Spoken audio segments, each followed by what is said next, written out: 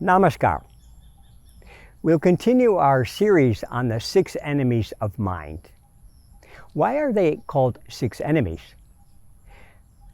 There's enemies because we say that human life is an ideological flow. What that means is that in its highest sense, human life is a flow towards cosmic consciousness, oneness with supreme consciousness. And this is achieved through spiritual meditation. So when we receive our personal technique, we get a mantra with a spiritual idea attached to the mantra.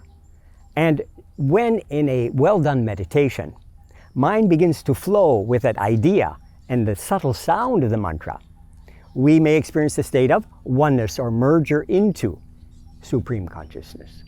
So enemies are those thoughts or those habits that instead of bringing us to the state of oneness, that cosmic state of unity, we remain confined in our egos become confined within a small space, moving around material objects.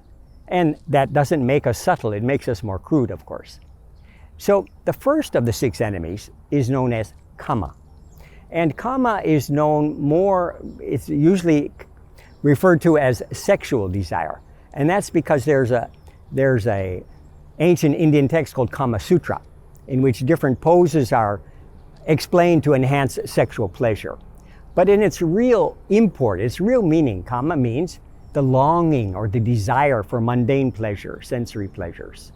So the desire for, maybe it's food or luxury goods, clothing, perfumes, soft bed, and so on. So when we have only that longing, then it makes the mind crude. And I know one person that he loves beautiful dress, never see him in ordinary dress. And he doesn't like stress, tension in his life. He's developed diabetes because of attachment to delicious food. What's the root cause behind kama? Well, it's the same root cause behind everything we do as humans. The desire to be happy, to experience unending happiness, because within us is that infinite consciousness. And the problem will be that when we direct our minds outward towards material mundane objects, then we cannot be fully satisfied. And so we have to move inwards as well through meditation practice. And we can reduce our longings for material pleasures. So in our channel, we also talk about the yamas and niyamas, the 10 moral principles of yoga. And one of them is known as Aparigraha. Aparigraha means non-accumulation, non-greediness for things we don't need in our life. I was recently in Canada during the COVID period, and I saw where people can rent warehouse space. In other words, their house is already full of possessions, but they can rent warehouse space to keep more possessions. So it's an example of someone who's very much under the extraversal sway of kama.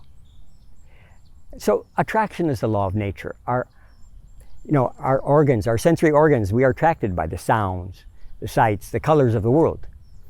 But when those become the only goal of life, then we know that we are living an imbalanced life in that we are completely extroverted. Our movement is only in an extroversial way. And that can never bring us ultimate joy because we're not feeling the peace within our own self, that which we can get in well-done meditation. So I would say that, because we need basic things, food, clothes, shelter, medicines, we should not restrict them. But we should balance it out with the inward movement of spiritual meditation on cosmic consciousness. In this way, that attraction will not be more than what's necessary for us to maintain a healthy lifestyle. I encourage all of you to continue to meditate, and the more that we meditate, the more you will enjoy those subtler vibrations that are characteristics of higher levels of mind.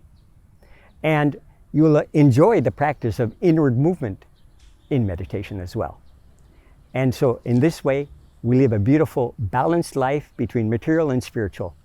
And I wish all of you success on this beautiful journey towards God realization. Thank you. Namaskar.